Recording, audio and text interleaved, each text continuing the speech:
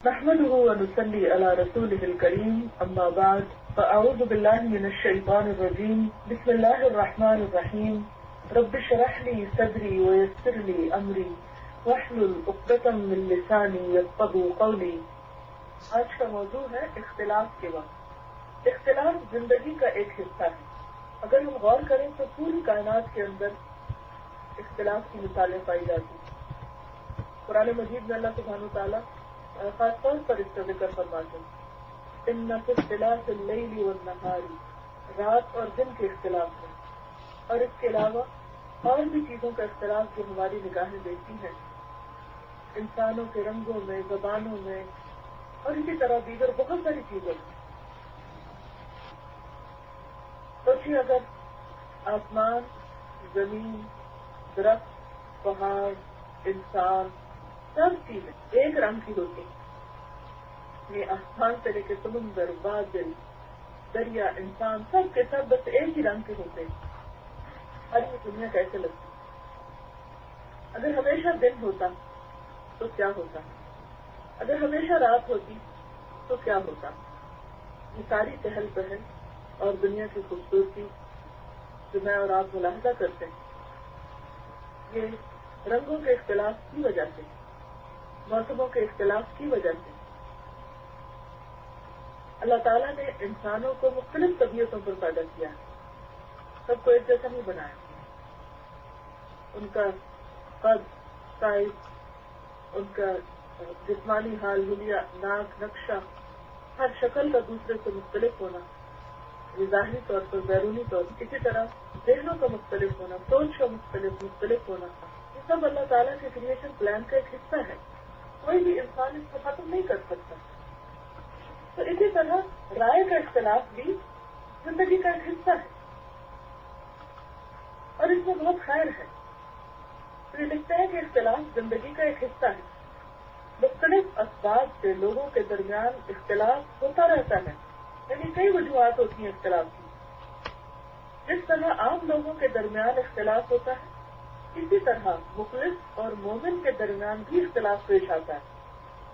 یعنی یہ نہیں ہوتا کہ مومن اور مخلص لوگ جو ہیں وہ سارے بس ایک ہی طرح سوچتے ہیں اور ایک ہی جیسے ہوتے ہیں، انہیں بھی درجے ہوتے ہیں۔ اختلاف کے ہونے کو روکا نہیں جا سکتا، اس لیے فطرت کہتا ہے۔ البتہ یہ ہو سکتا ہے کہ اختلاف کے باوجود آدمی اپنے آپ کو صحیح رویے پر قائم رکھے۔ وہ بھلے اختلاف ہو کسی کے ساتھ یا کوئی ہم سے اختلاف کرے، تو اس کے بعد ہمارا رویہ، ہمارا طریقہ اچھا ہونا چاہیے، اور کون سا اچھا کا مطلب کیا ہے کہ درست ہونا چاہیے۔ تو ہم قرآن و سنت کی روشنی میں، شرع کی روشنی میں درست سمجھے، اس پر قائم رہنا چاہیے۔ مومن وہ ہے جو اختلاف کو نیت کا مسئلہ نہ بنائے، کہ اگر کسی نے وہ انسان ہے، اختلاف کو اسی دائرے تک محدود رکھے جہاں اختلاف پیدا ہوا ہے۔ ایک معاملہ میں اختلاف کی وجہ سے کسی کو ہر معاملے میں غلط سمجھ لینا، ایک معاملہ میں اختلاف پیش آنے کے بعد اس کو منافق، بدنیت اور غیر مخلص یعنی انسنسیئر کہنے لگنا، یہ سراسر غیر اسلامی طریقہ، اس سے بچنا چاہیے۔ ضروری نہیں کہ وہی شخص ہمارا ہمدرد ہو سکتا ہے جو ہماری ہاں میں ہاں ہی ملا کر ہے۔ اگر ہمارے کام پر تنقید کرتا ہے یا ہماری سوچ سے مختلف سوچ ہمیں دیتا ہے تو وہ ہمارا انتہائی خیرخواہ بھی ہو سکتا ہے۔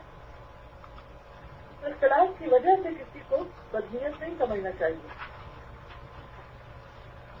اختلاف پیش آنے کے وقت تعلقات ختم کرنا صحیح نہیں۔ مثلاً اگر دو لوگوں کے درمیان کوئی معاملہ ہو رہا ہے اور دونوں کی رائے مختلف ہو گئی اور دونوں نے اپنی اپنی رائے اختیار کی، ٹھیک ہے آپ اپنا اپنا کام کریں، لیکن اس کا یہ مطلب نہیں کہ تعلقات ختم کر کے رکھیں۔ اختلافی مسئلہ پر سنجیدہ بحث جاری رکھتے ہوئے باہمی تعلقات کو بدستور قائم رکھنا چاہیے۔ اختلاف والے شخص سے سلام اور کلام بند کرنا یا اس کے ساتھ اٹھنا بیٹھنا چھوڑ دینا کسی بھی حال میں درست نہیں۔ رائے کے اختلاف کا مطلب یہ نہیں کہ انسان ایک دوسرے کو چھوڑ کر بھاگ کھڑا ہو۔ موجودہ دنیا میں ہر چیز برائے امتحان ہوتی ہے، ہر قدم پر امتحان ہے ہمارا کہ ہم کیا کرتے ہیں۔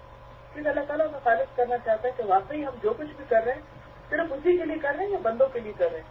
کیونکہ جب بندوں کی طرف سے ہمیں اپریسیشن نہیں ملتی یا بندوں کی طرف سے ہمیں کوئی اچھا رسپانس نہیں ملتا تو پھر ہم کام چھوڑ دیتے. اس کا مطلب یہ کہ ہم بندوں کے لیے کام کر رہے تھے. اگر اللہ کے لیے کر رہے ہوتے تو پھر ایسا نہ کرتے. تو یہ درست نہیں ہے کہ انسان کسی بھی امتحان یا ٹیسٹ کے موقع پر لوگوں سے اس طرح ناراض ہو کے بیٹھے کہ ان کے ساتھ بول چال بند کر دے. اسی طرح اختلاف بھی امتحان کے لیے ہے. آدمی کو چاہیے کہ وہ اختلاف کے وقت محتاط رہے, کانشیس رہے, الرٹ رہے.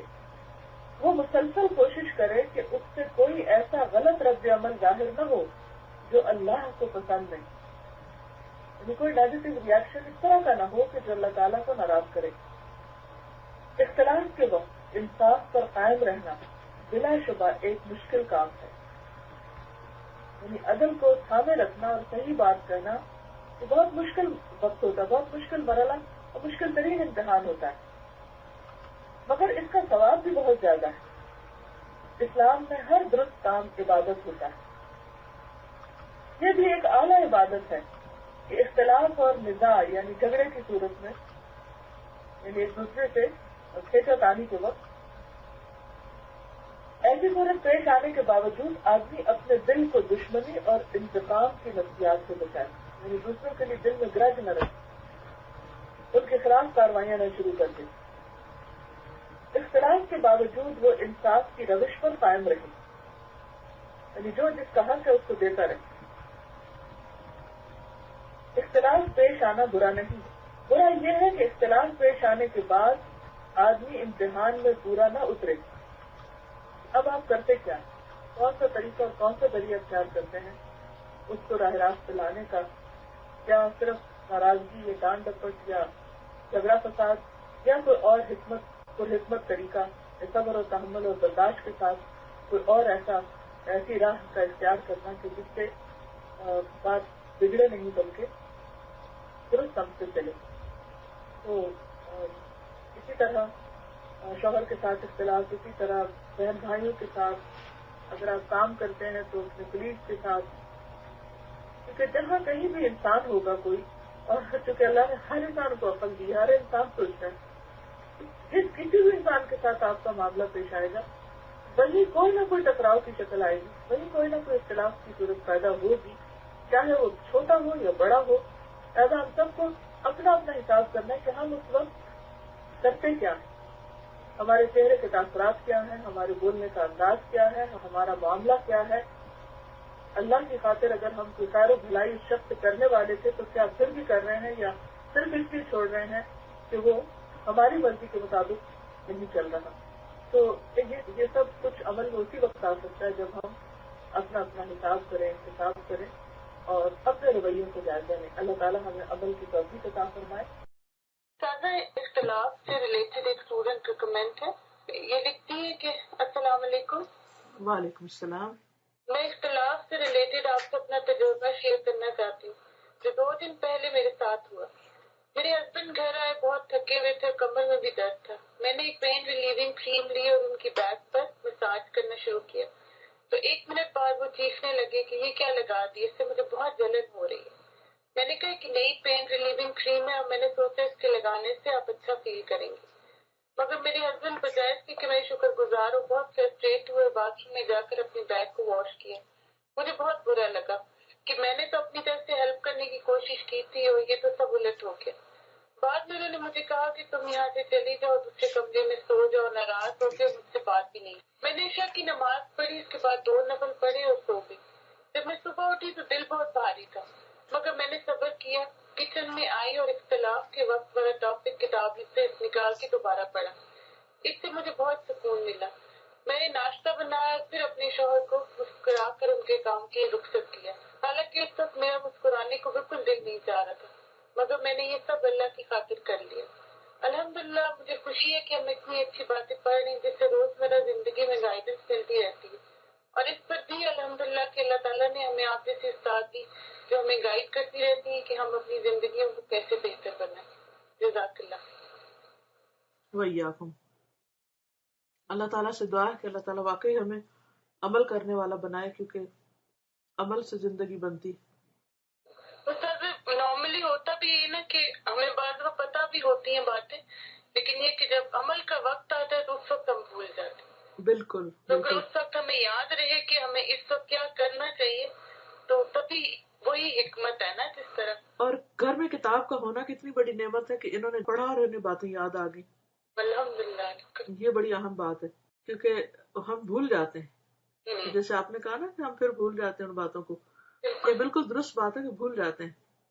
تو اس کے لیے ضروری ہے کہ ہمیں کوئی یاد کراتا رہے، اور اس کے لیے بھی ضروری ہے کہ ہمارے پاس کتاب ہو.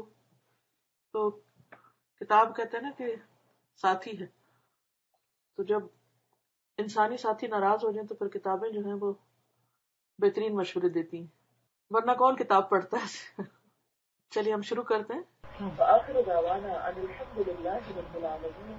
السلام علیکم ورحمۃ اللہ وبرکاتہ.